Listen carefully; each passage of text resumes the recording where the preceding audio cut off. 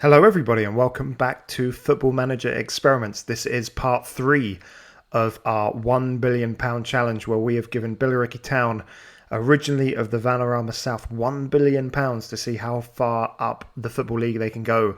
And as you can see, we are now in May of 2031, and it is more good news. The chart continues to trend upwards. Where we left off last time, Billericay had just finished 17th in Sky Bet League 2. They followed that up with a 9th placed finish, then an 11th place finish, 4th place and a defeat somewhere in the playoffs before winning Sky Bet League 2.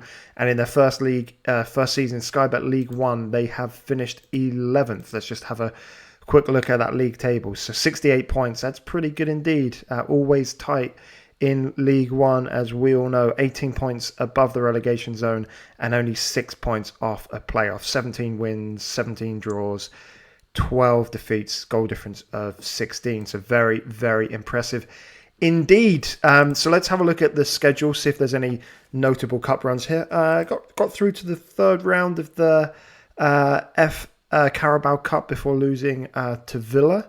So that is pretty respectable indeed. FA Cup first round win, second round win away at Aldershot, very good indeed there again. Before losing at home to Man City 3-0. Some nice full ground there at New Lodge, 5,000 capacity stadium. Shame it wasn't an away game, but nonetheless great to get a big tie in the third round. And then, pretty good league run. I mean, these draws here probably ultimately cost Billericay a playoff spot, but overall a very, very good first season. So let's go back, have a look at the Sky Bet League 2 runs. This is the season where they won the league, knocked out of all of the cup competitions very early on. Seems to be a bit of a trend here, but excellent unbeaten run through here. Lots of victories, no doubt. That was a big, big factor in sealing the promotion and winning the title. Season before that, where I believe they lost in the playoffs, Carabao Cup first round, FA Cup first round, Leasing.com trophy. They got through to the third round before losing to Colchester. And then in the playoffs, it was a 3-2 aggregate defeat. They lost away 2-0. Never easy to come back, and then could only win 2-1. So went out just there in Sky Bet League 2. Quick look through. So they got through to the third round of the Carabao Cup again here, before losing to Chelsea. Again, shame it wasn't an away tie. Lost in the first round of the FA Cup to Scunthorpe after a replay. And then the third round of the Leasing.com trophy again. Season here, Carabao Cup second round, FA Cup first round, Leasing.com second round, and I believe this is the last season that we haven't seen yet.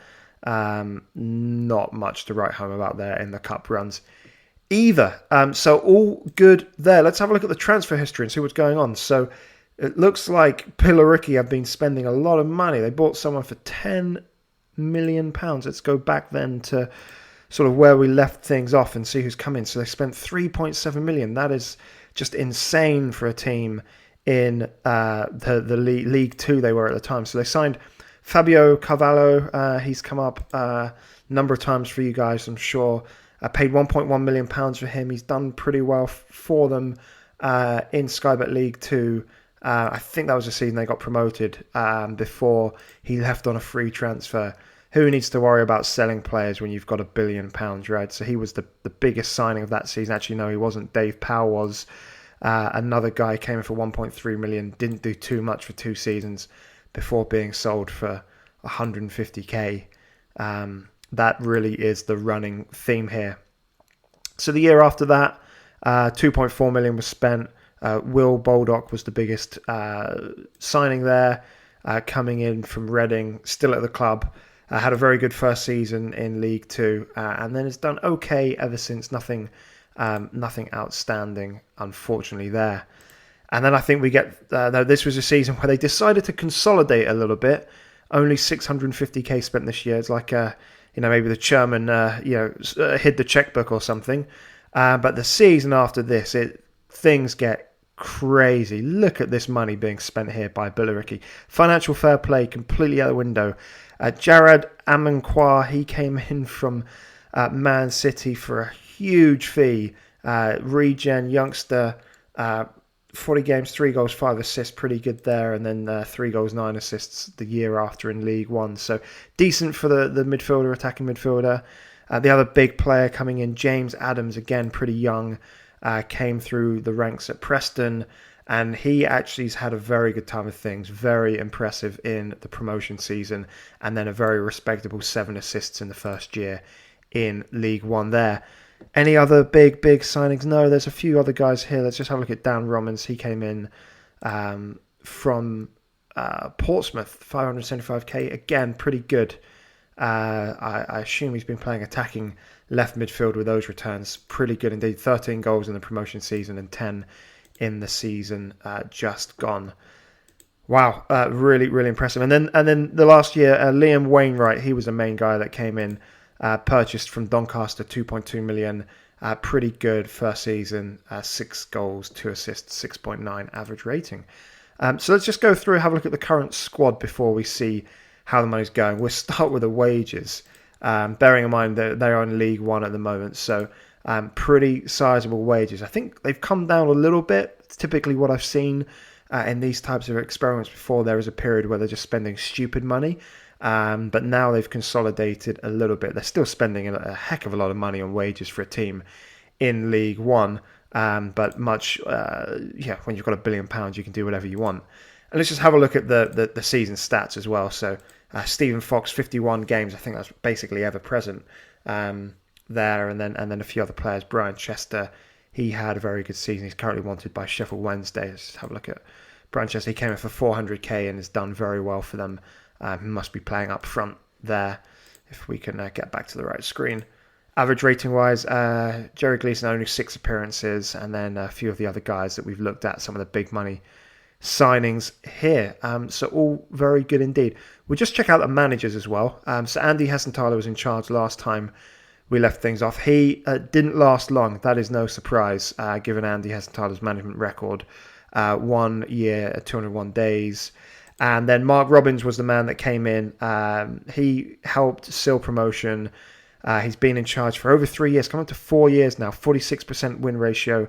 That is very respectable indeed at this moment in time. But he does have a lot of money at his disposal. So let's click in, have a look at the club details. We'll start by looking how the money's going. So still, despite those big signings, there is 687 million in the bank account. I'm assuming that they're getting quite a significant amount of interest there, so that's why the money is not being depleted as quick as it may otherwise be. Transfer budget 139 million, wage budget of £1 million a week. Unbelievable. They're spending nowhere near that, but yeah, that is where they are.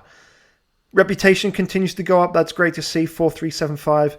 Club attendance still very poor. It seems like nobody in Essex wants to support Billericay, unfortunately, despite their riches. So it will be interesting to see what happens there. And then in terms of the facility, still at the same stadium, no expansion work done there. Training facilities now up at 13. I think that's actually gone down a bit. Youth facilities at 10, junior coaching 8, youth recruitment 5. So they really haven't been spending too much money. You would imagine that they could really invest in their youth recruitment and sort of junior coaching and youth facilities, but that has not been the case so far. But overall, let's just sort of go back and have a look at the last year again. They got off to a flying start, actually, in League One, didn't they? Look at that. I mean, what's that, 1 draw, 2 defeats in the first couple of months? They must have been really up there before sort of falling away a little bit here. Decent unbeaten run here, too many draws. I think they did end up drawing 17 games, which is a lot. And then it was this run here that really killed any hopes of promotion. But overall, the experiment is working very well. There's always a concern that when you're doing something like this with £1 billion, you can sort of reach your maximum. You can cap out somewhere. But for now, things are looking very good. The key will be, can Billericay get out of League One and into the Championship? And then the next question is, can they establish themselves in the Championship? Always a tough ask. So we'll wrap that now for part 3 of this series, and we will be back for part 4, another 5 years ahead in May of 2036, to see how Billericay are getting on. Can they make it into the championship? Thanks so much for watching, guys. Take care. Hope everyone's well, and we'll see you soon. Thanks for watching this episode of Football Manager Experiments. If you liked the video, please do hit that like button. And if you aren't subscribed, please do subscribe and turn on that notification bell so you do not miss any uploads. If you have any suggestions for future videos or comments on this video, please do let me know in the comments section below. And please do follow me on my socials, which are on the screen right now. Thanks everybody, and see you in the next video.